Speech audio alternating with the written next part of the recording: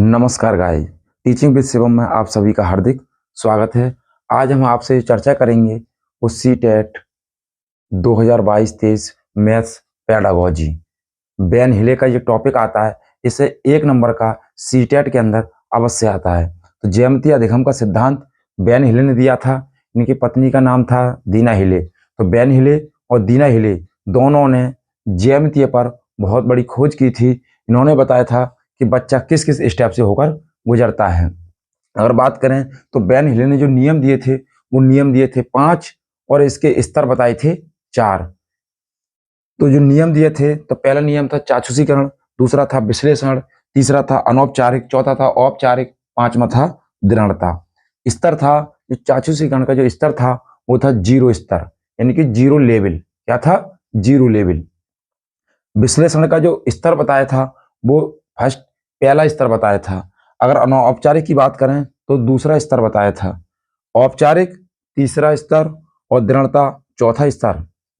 बात करें तो पहले 0 लेवल में क्या आता है और नियम नंबर 1 चाक्षुषीकरण के अंदर क्या आता है। तो चाक्षुषीकरण का मतलब होता है देखना, यानी किसी वस्तु को देख करके और उसको बता देना कि ये क्या चीज हो सकती है। पहचानना, त्रिभुज, आयत, वर्ग, गोला के चित्रों को बनावट के आधार पर बच्चा पहचानना। त्रिभुज हो, आयत हो, वर्ग हो, गोला हो, उसकी बनावट के आधार पर बच्चा बता सकता है कि इसके तरह कोई वस्तु वो चीज है। जैसे बात करें कैसी कि आयत, अगर बच्चे से पूछा जाए कि भाई आयत, अगर मैं आयत का चित्र बना दूं कि बेटा ये क्या है, ये क्या है, तो बच्चा बता देगा कि ऐसा चित्र दरवाजे का होता है। तो वो उससे अवधारणा बना लेगा। अगर मैं बात करूं वहीं कि बेटा ये क्या है, ये क्या है, तो वो बता देगा कि ऐसी गोल क्या होती है, रोटी होती है। गोल क्या होती है? रोटी होती है। और गोला भी क्या होता है? गोल होता है। तो बच्चा चाक्षुषीकरण देखकर उस वस्तु को पहचान लेगा। और लेवल की पूछें तो 0 लेवल के अंतर्गत आता है। बात करें दूसरा नियम क्या दिया था? विश्लेषण। क्या दिया था? विश्लेषण। स्तर की बात करूं तो पहला स्तर था आकृतियों के नियम खोज लेता है। आकृति, जो भी आकृति है उसके नियम खोज लेगा, भुजाओं कोणों को खोज लेगा। वो बता सकता है बच्चा कि त्रिभुज के अंदर 3 कोण और 3 भुजाएं होती हैं। कागजों पर मोड़कर चित्र बना लेता है। त्रिभुज हो, गोला हो, वर्ग हो, आयत हो, उनका कागजों पर मोड़ कर उनका चित्र बना लेता है। कौन से स्तर के अंदर? तो पहले स्तर के अंतर्गत। अगर बात करें नियम नंबर कौन सा? तो विश्लेषण के अंतर्गत। अगर बात करें नियम नंबर तीसरा, तो नियम नंबर तीसरा आता अनौपचारिक क्रमांकन या तर्क भी कह सकते हैं इसको। अगर स्तर की बात करें तो दूसरा स्तर है। अगर स्तर की बात करें तो कौन सा स्तर है? दूसरा स्तर है। इसमें बच्चा क्या करता है? ज्यामितीय महत्व को समझ जाता है। ज्यामितीय के क्या क्या महत्व होते हैं इसको बच्चा आसानी से समझ जाता है। आगमनात्मक तत्व, उदाहरण जानता है।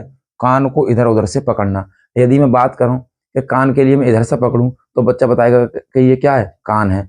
और इसी कान को मैं इधर से पकड़ लूं फिर भी बच्चा बता देगा ये क्या है? कान है, कि वही कान है। तो इसमें बच्चा अनौपचारिक के अंतर्गत आगमनात्मक पत्ती अपनाता है। आगमनात्मक पत्ती और कान को इधर उधर।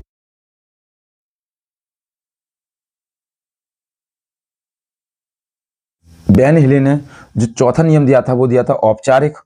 कौन सा बताया था? औपचारिक। अगर स्तर की बात करें तो तीसरा स्तर आता है। इसमें क्या बताया था? अमूढ़ चिंतन करता है। बच्चा अमूढ़ चिंतन करने लगता है। सह समझ का हस्तपरक अनुभव करता है।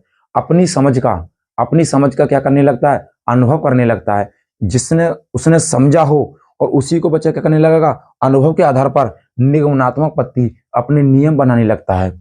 अपने नियम बना लेता है। चित्र को सोचकर बना लेता है। वो सोचने लगता है कि दरवाजे का चित्र कैसा होता है, गोले का दरवाजे को कैसे बनाए तो आयत बना दिया जाए। अगर बात करें कि भाई रोटी का चित्र कैसा होता है तो गोला बना दिया जाए।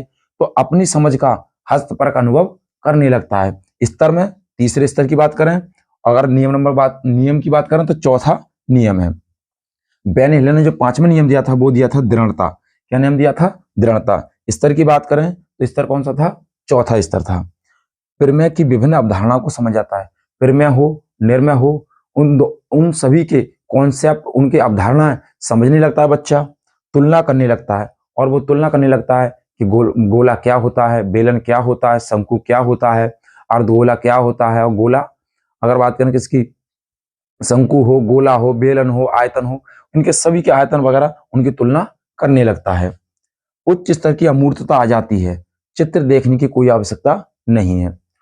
उच्च स्तर की बात करें तो बच्चा उच्च स्तर की अमूर्तता जानने लगता है कि क्या अमूर्त का मतलब होता है बिना देखे वस्तुओं को बना लेना। इसमें चित्र देखने की कोई भी आवश्यकता नहीं होती है। बच्चा बिना चित्र को देखे ही आसानी से उसका चित्र बना लेता है और उसके नियम, प्रमेय, निर्णय उसको आसानी से उदाहरण के माध्यम से कर सकता है उसको, और बता सकता है, समझा भी सकता है, क्योंकि ये क्या है, उसका बड़ा स्तर है। तो बात करें पांचवा जो स्टेप बताया था वो दृढ़ता था। स्तर की बात करें तो चौथा स्तर था।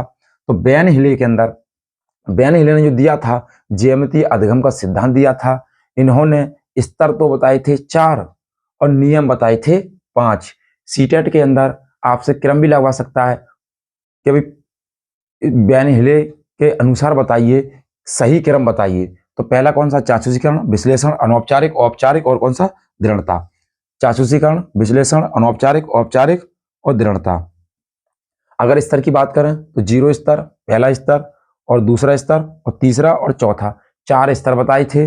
अब पूछ सकता है, अगर इस प्रकार से ना पूछे प्रश्न तो घुमाकर भी पूछ सकता है कि कक्षा 3 के छात्र हैं, अध्यापिका उनको पढ़ा रही हैं और वो कहती हैं कि बेटा बताइए रोटी जो होती है वो किसके समान होती है और बेन हिले के कौन से नियम के अनुसार ये कार्य करती है। तो बताइए, तो बेन हिले का जो नियम है वो चाक्षुषीकरण को शो करेगा, क्योंकि गोला की अगर बात करी जाए तो रोटी के माध्यम से बच्चे चित्र के माध्यम से उसको समझने की कोशिश कर रहा है। उम्मीद करता हूं बेन हिले की जो थ्योरी है वो समझ पाए होंगे और बेन हिले से 1 नंबर का पक्का आएगा और इसी क्लास से 1 नंबर का सीटेट के अंदर अवश्य आ जाएगा। उम्मीद करता हूं आप समझ पाए होंगे। ऑल द बेस्ट, थैंक्स, जय हिंद, जय भारत।